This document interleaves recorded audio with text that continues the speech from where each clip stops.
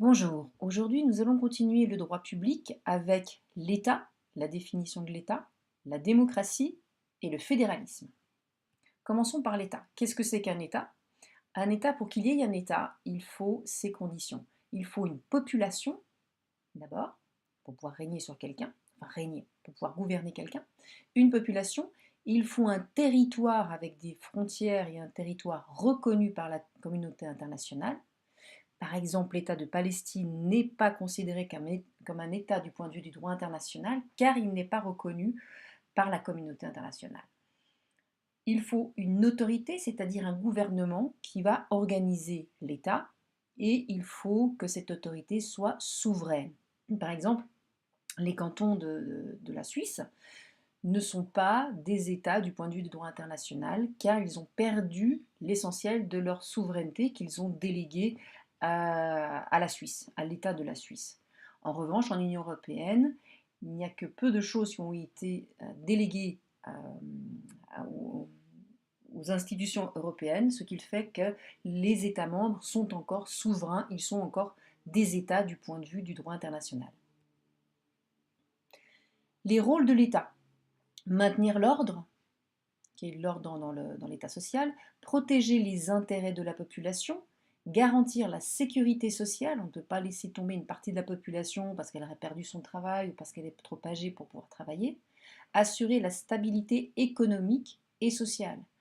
Et c'est, ça on va mettre plus tard, et non, plus tard aussi, et c'est pour cette raison qu'on parle parfois de l'aide à des banques si jamais il y a des soucis, ou des grandes sociétés.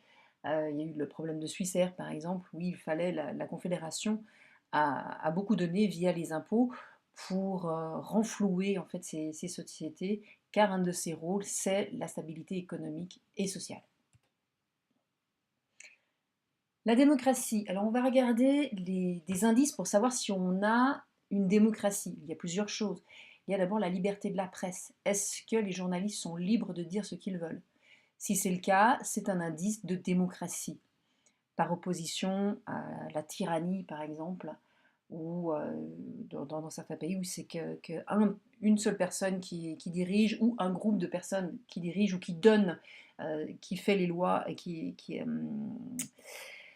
impose son autorité sans que le peuple puisse dire quoi que ce soit. Le suffrage universel. Alors, universel, on aurait pu le mettre ici en guillemets parce que c'est pas si universel que ça. Le suffrage dit universel, il a commencé avec déjà que les hommes, donc ça enlève déjà la moitié de la population, et puis c'était certains hommes, tous n'avaient pas le droit de vote. Et après, ça s'est un petit peu, ça s'est élargi. Le droit des femmes en Suisse, c'était en 1971, donc c'est pas si vieux que ça non plus. Et voilà, on essaye d'agrandir en fait le cercle des personnes qui ont le droit de vote. Le droit d'éligibilité, c'est en fait le droit d'être élu. Si vous avez envie de faire de la politique, si vous êtes majeur, capable de discernement, eh bien vous avez le droit d'être élu. On ne va pas vous interdire parce que, je ne sais pas, parce que vous n'avez pas fait la bonne école, parce que vous n'êtes pas de la bonne commune, parce que sais-je. La séparation des pouvoirs, ça on verra tout à l'heure ce que signifie cette séparation des pouvoirs. Les élections, quand on élit quelqu'un, ce doit être libre. On doit avoir plusieurs candidats, sinon c'est un petit peu ridicule. Et puis il faut aussi être libre. Personne ne peut nous faire de pression pour voter pour tel et tel candidat. C'est interdit. Sinon ce n'est pas une démocratie. Et c'est aussi pour ça, une des raisons pour lesquelles on a ce qu'on appelle des isoloirs. Si on se déplace pour aller voter ou pour élire quelqu'un, eh bien, il n'y a pas quelqu'un qui va nous surveiller, qui va regarder par-dessus notre épaule pour voir ce que l'on note sur le bulletin de vote. Le principe de majorité, c'est la majorité qui l'emporte. Ce n'est pas une partie de la population parce qu'elle est née bourgeoise ou parce qu'elle est née d'un certain endroit.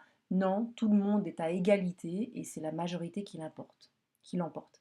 Les libertés individuelles, très importantes aussi pour qu'il y ait une démocratie, ce sont les libertés fondamentales que vous trouvez dans la Constitution, mais ça fera l'objet d'une autre vidéo. Alors la démocratie, il y a différentes formes de démocratie. Vous avez la démocratie directe, la démocratie représentative et la démocratie semi-directe. Alors la démocratie la plus pure, c'est la démocratie directe. vous êtes devant votre gouvernement et vous votez les lois directement. On a ça en Suisse, dans une commune, et ça s'appelle la Landsgemeinde. Vous en avez peut-être entendu parler. Évidemment, ça se passe plutôt au niveau des communes, puisqu'il faut que toute la population soit là et vote à main levée. On voit mal comment organiser ça au niveau national et même au niveau cantonal. Donc c'est pour ça qu'on appelle ça direct, on vote directement. Représentative, eh bien, c'est par exemple ce qui se passe en France.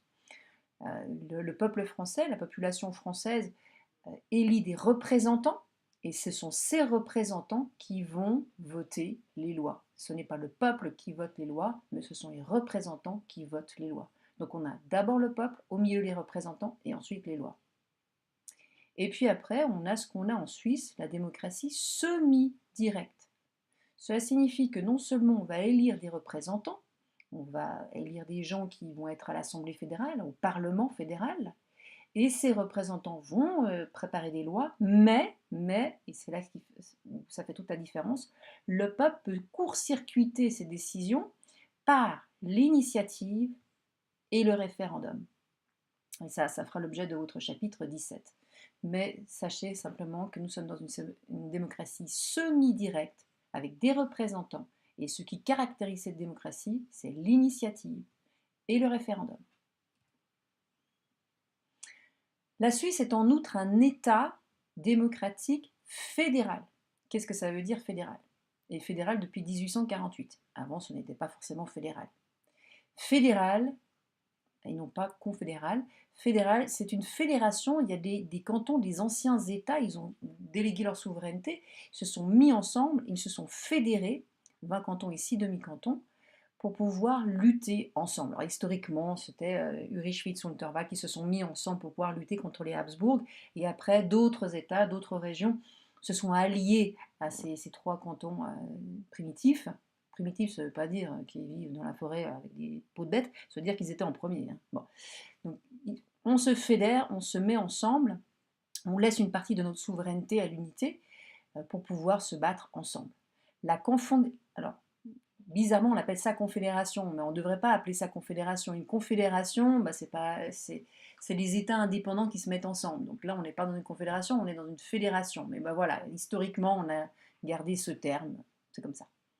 Donc on a 3 niveaux dans la Suisse. On a la confédération, c'est-à-dire au niveau national, les cantons et les communes. Okay, 3 niveaux, confédération, canton, commune. Et les cantons, ils ont laissé des choses à la confédération, par exemple l'armée, par exemple, après c'était le droit pénal, la police fédérale, pas la police cantonale, mais la police fédérale. Il y a certaines choses qu'ils ont déléguées à la confédération, et puis il y a certaines choses qu'ils laissent aux communes comme ça pour leur faire plaisir. Par exemple ici, vous avez la formation professionnelle, là qui est de la compétence de la Confédération. L'armée, comme je disais, les douanes aussi. Ce serait rigolo si chaque canton avait ses propres douanes. C'était le cas au début, mais évidemment que ça ne tient pas la route très longtemps. Alors les 3 pouvoirs, je vous disais que pour être dans une démocratie, il fallait la séparation des pouvoirs. Séparation des pouvoirs, ces 3 pouvoirs, c'est le législatif, l'exécutif et le judiciaire. Et ils doivent être séparés pour qu'on soit dans une démocratie. Parce que si une personne a le pouvoir législatif et le pouvoir exécutif et le pouvoir judiciaire, eh bien nous ne sommes pas dans une démocratie. Le législatif, en fait, c'est de faire les lois. Législatif, loi. Alors en Suisse, au niveau national, ça s'appelle l'Assemblée fédérale. Tiens, on aurait pu mettre une majuscule. L'Assemblée fédérale, on appelle ça un parlement bicaméral, bi-deux, caméral, ce qu'on fait du latin ou de l'italien, ça veut dire les chambres, la camera. Donc c'est 2 chambres, Conseil national, Conseil des États. D'accord? Donc le législatif, le Parlement fédéral, ça s'appelle l'Assemblée fédérale, constituée du Conseil national et du Conseil des États.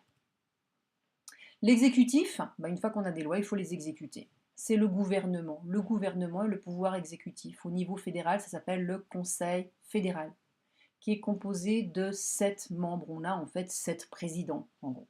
Alors évidemment qu'on ne va pas balancer nos 7 présidents comme ça en même temps, ce qui fait que chaque année, c'est un des 7 qui est poussé en avant pour faire le président.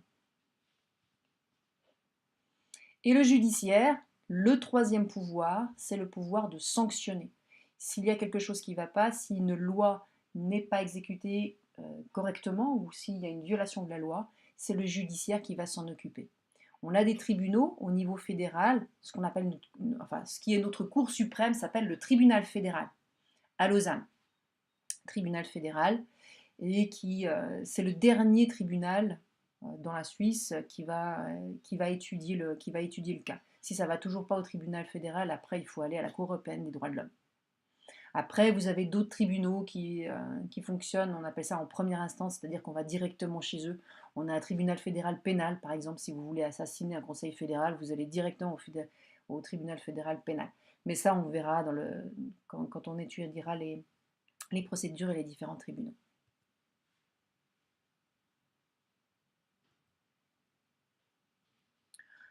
Donc on a vu 3 niveaux dans le fédéralisme, le fédéral, le cantonal et le communal. Dans chacun de ces 3 niveaux, on a les 3 pouvoirs. Donc le législatif au niveau fédéral, Assemblée fédérale, l'exécutif, le Conseil fédéral, le judiciaire, le tribunal fédéral qui fonctionne en troisième instance, en dernière instance, et puis après certains tribunaux spéciaux. Au niveau cantonal, le législatif, bon là je parle que de Genève, puisqu'on est à Genève, le législatif s'appelle le Grand Conseil, l'exécutif le Conseil d'État, le judiciaire, les différents tribunaux. On a 2 niveaux de tribunaux.